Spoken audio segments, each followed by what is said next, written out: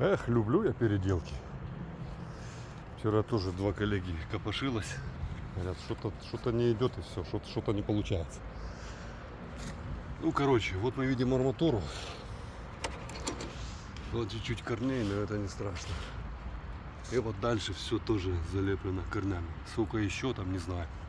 Это буквально метр. Ну, тут до здания, я так думаю, что до унитаза все забито. Надо извлекать арматуру сейчас. И труба 200, переход на 110. Почему так сделано, не знаю. Ну, лепили из того, что было.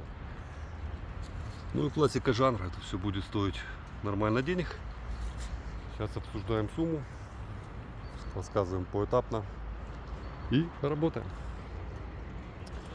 Я думаю, все сейчас сделаем. Все, всем хорошего дня.